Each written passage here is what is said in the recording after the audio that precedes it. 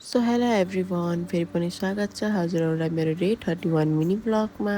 I hope कि हजुरहरू सबैजना सन्चै हुनुहुन्छ अनि म पनि एकदम सन्चै छु। अनि आज चाहिँ मेरो बिहानीको सुरुवात भयो मलाई नास्ता बनाउनबाट।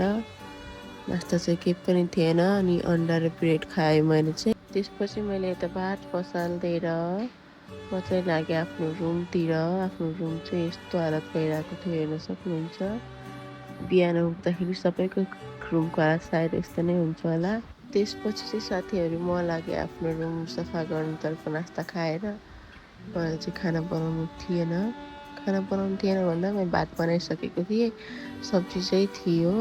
अनि के साथीहरू मलाई कसैले भन्नुहुन्छ तिमी त भ्लग बनाउनु रहेछौ, भ्लग बनाउँदैछौ, तिमीलाई राम्रो हुन्छ भन्नुहुन्छ। अनि मलाई चाहिँ कसैले एकदम राम्रो तरिकाले भन्नुहुन्छ भ्लग बनाऊ अनि तिमीलाई राम्रो हुन्छ, बनाउँदै जाऊ, पछि राम्रो हुँदै जान्छ भनेर भन्नुहुन्छ कसैले चाहिँ हेलो गाइज भन्दै आउनु भइसक्यो फेरि पनि भनेर जिस्काउनुहुन्छ क्या। त्यस्तो भन्दा चाहिँ एकदम नराम्रो लाग्ने रहेछ।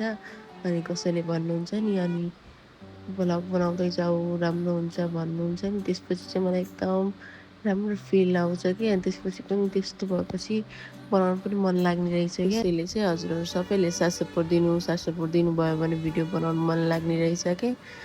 कस्तो राम्रो भएछ है जस्तो हुने फिल हुने रहेछ। सो मेरो रुमको हालत पनि अब हल्का बेहतर भइसकेको छ। त्यसपछि चाहिँ म लागेँ खाना खान। यसमा चाहिँ पापाले खाएर छोड्नु भएको थियो, म खाना खान लाएँ।